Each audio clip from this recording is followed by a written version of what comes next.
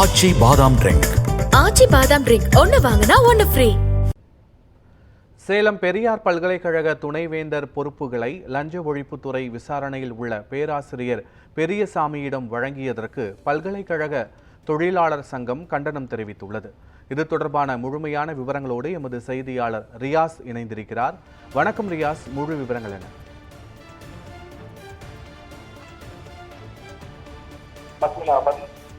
பெரியார் பல்கலைக்கழகத்தை பொறுத்த வரைக்கும் சர்ச்சைகளுக்கு எப்பொழுதுமே குறைவே இல்லை. அந்த வகையில் தற்போது மீண்டும் ஒரு சர்ச்சை வெடித்துள்ளது. சேலம் பெரியார் பல்கலைக்கழகத்துடைய துணைவேந்தராக பதவி வகித்து வருவர் ஜெகநாதன்.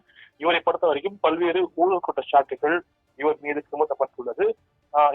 இவர் துணைவேந்தராக பதவி வகித்த ஜெகநாதன் இவர் மீது முன்னாள் பதிவாளர் தங்கவேல் மீதும் ஏராளமான குற்றச்சாட்டுகளை பல்கலைக்கழக பணியாளர்கள் முன்வைத்தனர்.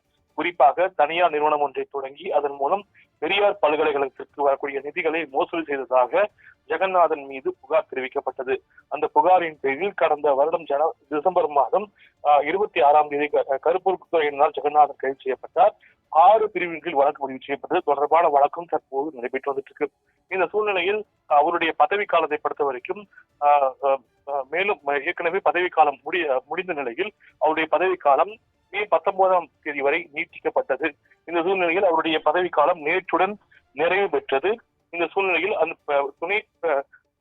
துணைவேந்தருக்கான பொறுப்புகளை மற்றொரு பேராசிரியர் ஏற்கனவே ஊழல் குற்றச்சாட்டுகள் சுமத்தப்பட்ட பேராசிரியரிடம் இந்த பொறுப்புகளை ஒப்படைப்பதற்கு பெரும் எதிர்ப்பு கிளம்பி உள்ளது. குறிப்பாக துணைவேந்தரை பொறுப்புகள் நியமிக்க வேண்டும் என்றால் ஆட்சி மன்றத்தை கூட்டி அதில் முடிவு செய்ய வேண்டும். ஆனால் திடீரென எதர்ச்சியான போக்கில் தற்போது துணைவேந்தராக இருந்த ஜெகநாதன் பொறுப்புகளை தமிழ் துறை பேராசிரியர் பெரியசாமியிடம் ஒப்படைத்த சம்பவம் பெரும் சர்ச்சை ஏற்படுத்தியுள்ளது. ஏற்கனவே பெரியசாமி மீது ஊழல் குற்றச்சாட்டுகள் உள்ளது. அதே போல பல்வேறு இயக்கத்தை சார்ந்தவர் என்பது தெரிய வந்தது. அதே போல் லஞ்ச ஒழிப்பு போலீசார் விசாரணையில் உள்ள உயர்நீதிமன்றத்திலும் வழக்கு என்பது நிலுவையில் உள்ளது. இந்த சூழ்நிலையில் தற்போது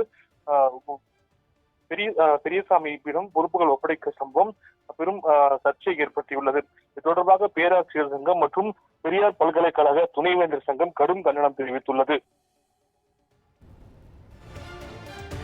விவரங்களுக்கு நன்றி ரியாஸ்.